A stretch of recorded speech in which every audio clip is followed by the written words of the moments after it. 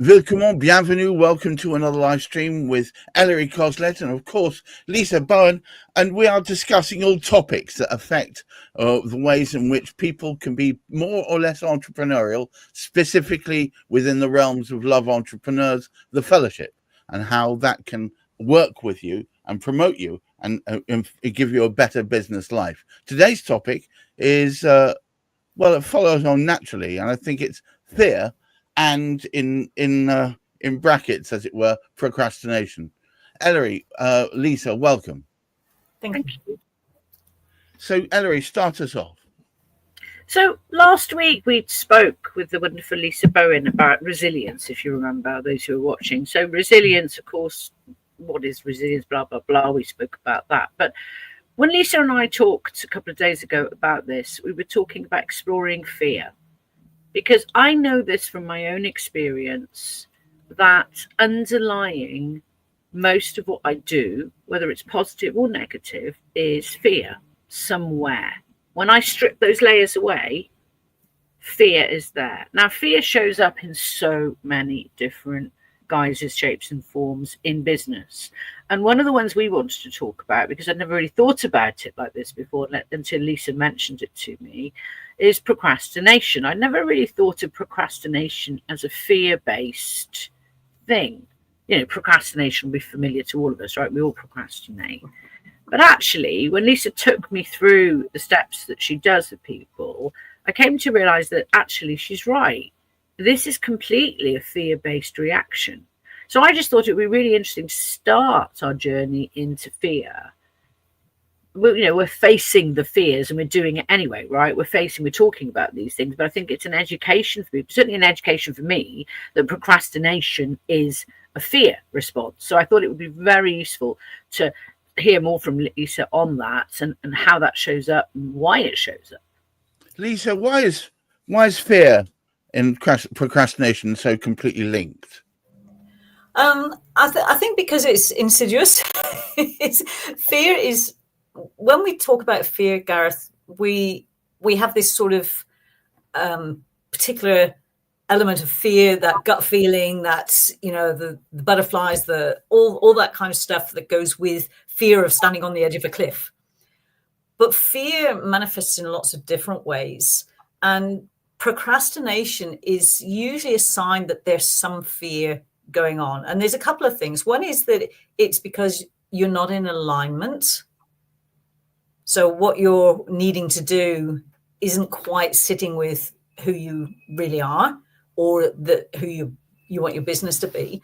But the other is that it is fear, because fear can come up in many ways. So we tend to think, for example, that many of us have a fear of success. A fear of failure. But a lot of people... I think people have a fear of both. Yeah, they do. I want to say we can talk about that in a separate thing, but that's another topic in its own right. Because I think Gareth is bang on there. I think many, including myself, Gareth probably too, we do fear success too, right? But yes. Topic for the day. Absolutely. And we can go on to that, because actually it's what success brings that we're scared of. What I was going to say is, I think often people are scared, even though they are wallowing in their status quo, they're scared of making a change, no matter whether it's positive or negative. They're scared of change. Yeah. And most of us are scared, well, not necessarily scared of change, but we certainly don't like change being forced on us. And if you want to grow your business, then that is, in effect, is being forced on us. So we will resist that. But if we come back to procrastination, again, part of it is that it's not in alignment. But if everything is in alignment and there is procrastination, then we really need to have a look and see, what is the fear of?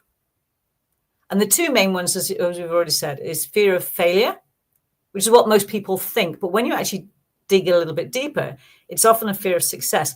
But if you dig deeper again, it's what success brings. And for me, it was success brings responsibility. I had to say I had to resist the urge, because I always, whenever something's funny, I have to. Part of me has to do it. It's when you said, "Shall we talk about procrastination?" I felt like going, "Do we have to?" Sorry, I had to say the funny. I had to, I'm a part of my income, about 30% at the moment, it comes from performing as a musician, and I know that when I step out onto a stage, whether it's 5 people, 50 people, or 5,000 people, it doesn't matter. I always get those butterflies and that feeling of apprehension. But I've kind of now made it the thing I look forward to most, because that makes me feel alive. Yes. Yeah. And I think the reason procrastination is such a problem for most people is because we don't actually recognize it as fear. Right. We beat ourselves up and say we're lazy. You know, I'm not doing this. Oh, there's a bit of an echo there. Can you hear that? No. Oh, right. Good. That's good. So, yeah, I think this is why procrastination is so important. We need to have a look and see what is the fear. And there could be other fears behind it as well. But usually it's fear of failure or fear of success and what that success brings, whether it's responsibility. It could be that if we become successful, we lose friends. People don't want anything to do with us if we're better than they are, you know, all this kind of stuff. And until we actually really explore how comfortable am I being successful? Yeah, because it often brings a change, not just in circumstance, but in the way you're viewed. Oh, absolutely. Absolutely. And for a lot of people, it's too big. It's too big a change. So there's that fear. Sorry. I'm not sure. You see, I need to unpack that statement a bit. I'm not sure I'm with you on this, because, but I'm sure you're right, because this is what you do, right? But my brain is going to be the other people's brains out there in the room, because it takes a series of steps. Now, you see, I have never. But this is where your expertise really comes in, right? Because I'm doing this live with you now. So while you're saying that, I'm sure Gareth's doing the same thing. I'm going, So my initial reaction is, no, that's not true. Yeah, of course. Right. That was my initial head reaction. I thought about it and I thought, okay, you used the word responsibility. And I thought, shit, yeah, she's right. God, I'm going to have to do more things. And have more things, be responsible for people. I actually want to create chaos and play in my sandpit is what I really want to do, right? With no responsibilities. Well, no, just the bare minimum responsibilities. But I want to really play in my sandpit, because that's sort of my personality. Yeah. You know, I want to create things, but I don't like the idea of, for me, I don't like the idea of having to be responsible once they get off the ground, right? I don't like that, because I'm a child. Yeah. I don't like the process bit, and that frightens me. What's always frightened me about scaling businesses is, oh no, not again. It's successful. Shit. I've got to now get people in to put it into process. And for me, that's hard, because I'm very much a doer human being. I'm not a process-driven person. And that's my take on it. And that's why I was identifying immediately with my fear. My fear immediately was, like yours, responsibility. Yeah, and it is for a lot of us. Sorry, Gareth, you wanted to say something? No. I'm nodding. I'm listening to it. Okay. I'm taking it all in. I'm taking it all in. And of course, there's lots of different. You know, it'll be different for everyone, but for a lot of us, it is responsibility. I had a lot of responsibilities when I was very young, and then I grew up and regressed, and it was like, I don't want that responsibility anymore. But I didn't realize that's what it was. I always said, oh, I've got a fear of success, but it actually wasn't. It was the fear of what it brings. The other really big one is what we touched on, Gareth, is we become somebody different, and then people don't know how to relate to us. Right. We're going to lose those that are closest to us. And it's, you know, spiritual growth is the same. And whether you like it or not, if you're entrepreneuring, then you're on a spiritual journey. And there will be times when you outgrow people. And there is that fear, I'm going to have to leave people behind. They're not going to be able to keep up with me. Therefore, I have to leave them behind. a viewer has made a comment. Can it also be our saboteurs? They haven't identified themselves. I think their privacy settings are such. But Yeah, no, either way, thank you very much cool. for your comment. Yes. I mean, saboteurs. Now, I'm assuming from what you said that you're looking at the different types of saboteurs. But saboteurs, ultimately, if we bring everything right back to saboteurs, is our ego in some form trying to protect us. So we tend to think that we're sabotaging ourselves. If I liken the ego, our subconscious mind deep down inside, as a overprotective parent that just wants to keep you safe. Now, if you're playing in the garden and you open the gate and there's a 7-lane highway outside, mum or dad is going to panic. Yeah. And they're going to do whatever they can. Sorry, can I just say, it reminds me of those films in New York, right? You know, you often see those high-rise buildings. And you think, my God, they're living on the train tracks, the footway tracks, right? Yeah. So thank you, Kayroon, for that comment. He's identified himself. So Kayroon is the one asking about the saboteurs. Yeah. So yes, we do have the different types of saboteurs, but ultimately, in my perspective, they all come back down to the ego trying to protect us. Okay. So we come back to the parents. Okay. The child has opened the gate and gone out onto the 7-lane highway. What does mum or dad do? They go out, they grab that child by the scruff of the neck and they haul it back in and padlock the gate. Right. Yeah. Because they're trying to keep the child safe. They're not trying to stop the child from growing, but they're trying to keep it safe. I have a number of voices that go on in my head normally. So I have an inner critic and I have a narrator and I have an inner child. And the child is the one that wants me to break stuff. And the narrator just states everything as you see it. And the critic then says, that's all going to fail, isn't it? Might as well back off now. Stay safe. You know, and it's that sort of thing. And I think a lot of entrepreneurs have that fight on, and I think the ones that I most respect are the ones that allow their inner child to go, well, it might work. Yeah. So, you know? Yeah, absolutely, Gareth. But that's scary. That is all very scary. It is. And often it shows up as procrastination. Yes. Because we don't recognize that that's what's going on. Something just doesn't feel good, so we don't get started, or we don't do what needs to be done. Can I just interject what I do practically when faced with that situation? That I'm nowhere near as enlightened as you, Lisa, but I recognize it, and I have to force myself to literally carry on doing whatever it is I don't want to do anyway. Yeah. And I observe my body or my mind fighting against it. Yes. And this is the really interesting. Gareth's got his eyes open like this. This is the really interesting point for me.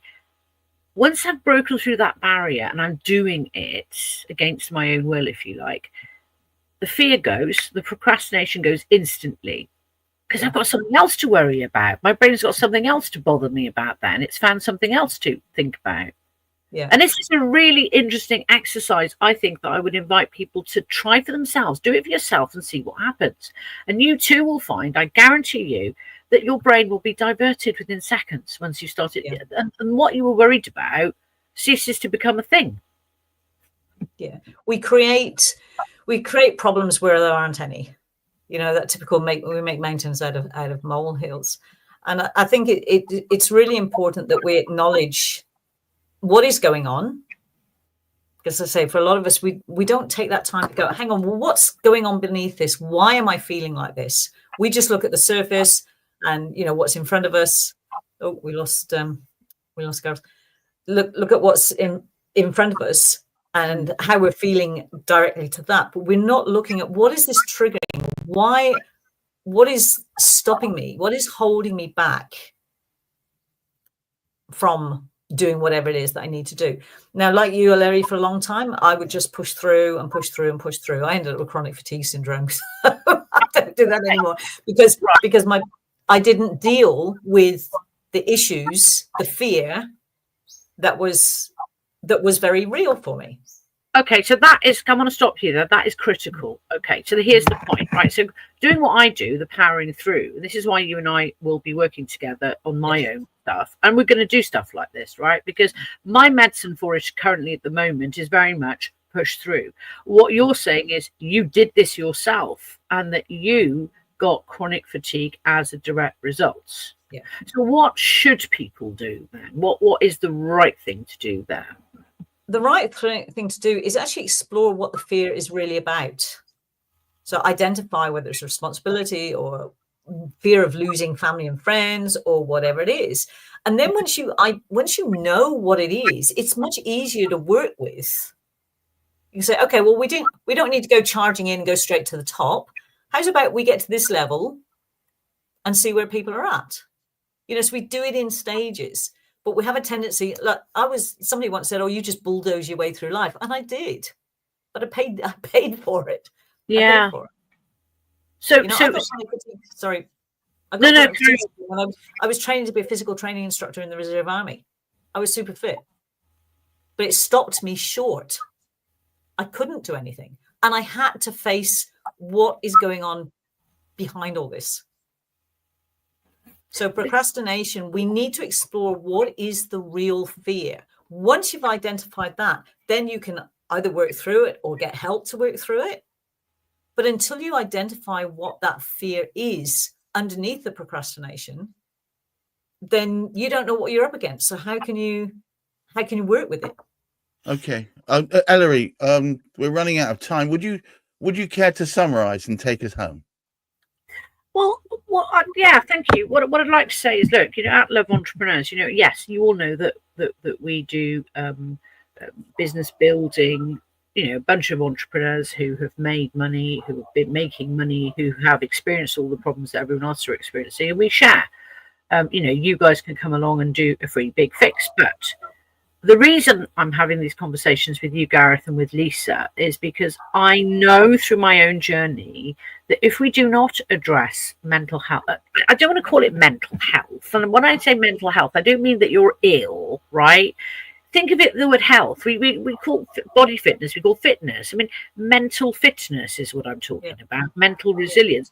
That needs to be taken as seriously as understanding how to leverage your business, for example, because if you don't, you won't have the power to leverage your business. You'll go to burnout, as Lisa's told you, or Lisa said to me, hey, you're going to be burnt out, lady, if you carry on doing and behaving like you are. So I'm listening and I'm going to do. So the message is, do not take advice from people like Lisa.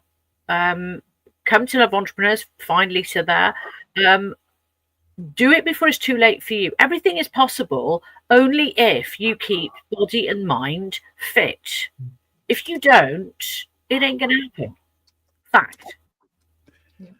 Well, there you go. You've heard it first. I also wanted to quickly point out, you see that QR code, which I just neatly blocked. I'm just going to unblock it now. Please scan it, and then you can start your Big Fix journey today. And Big Fix is the easiest, and may I point out, absolutely free way in which you can start and build on your existing entrepreneurial journey by identifying with a group of your peers within the cushioned safety of the Love Entrepreneurs group, where people will help you making positive contributions to the way in which you could take your business to the next level.